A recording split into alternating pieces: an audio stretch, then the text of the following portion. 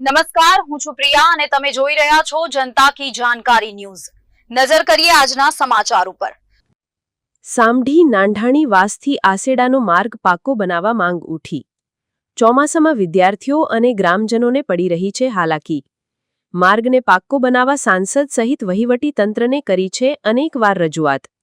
બનાસકાંઠા જિલ્લાના મુખ્ય મથક પાલનપુર તાલુકાના સામઢી નાંઢાણી વાસથી શિવનનગર તેમજ મોતીપુરા તેમજ કરસનપુરા તેમજ વીરપુરા તેમજ દેશળપુરા કે આસેડા જતો માર્ગ કાચો છે, જેને લઈને અહીંયા વસવાટ કરતા લોકો અને માર્ગ ઉપર આવેલી શાળાના વિદ્યાર્થીઓને ભારે મુશ્કેલી વેઠવાનો વારો આવ્યો છે।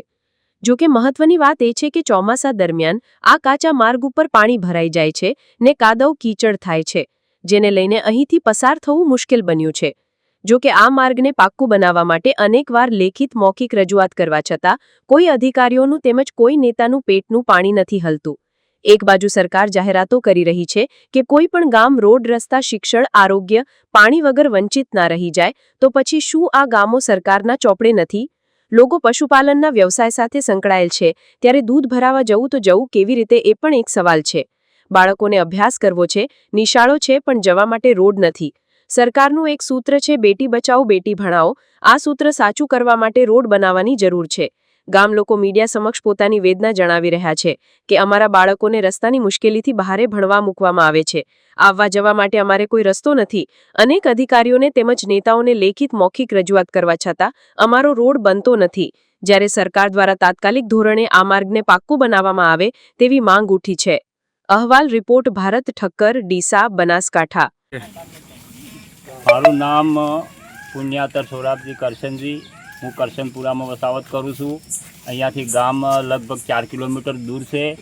રસ્તાનો બહુ ભયાનક પ્રોબ્લેમ છે અને વારંવાર સેટ ગામ પંચાયતથી મળી અને સંસદ સભ્યો સુધી દરેકને પણ અમે અરજીઓ આપેલી છે, ઠરાવ આપેલા છે, છતાંય અમારા ગામની અંદર હજી સુધી અમારા કોઈ રસ્તાનું કામ થયું નથી।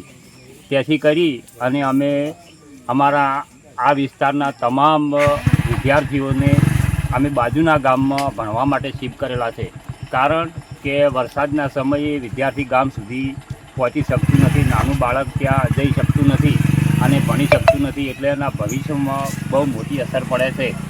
એટલા માટે સરકારશ્રીને ગામ પંચાયત, તાલુકા પંચાયત હોય કે જિલ્લા પંચાયત હોય અથવા કોઈ ધારાસભ્ય સુધી પણ અમારી એક નમ્ર વિનંતી છે કે અમને તત્કાળ આ કામનો ઠરાવ આપેલો છે અને આનું કામ અમને આપે એવી અમારી સરકારશ્રીની દરખાસ્ત છે।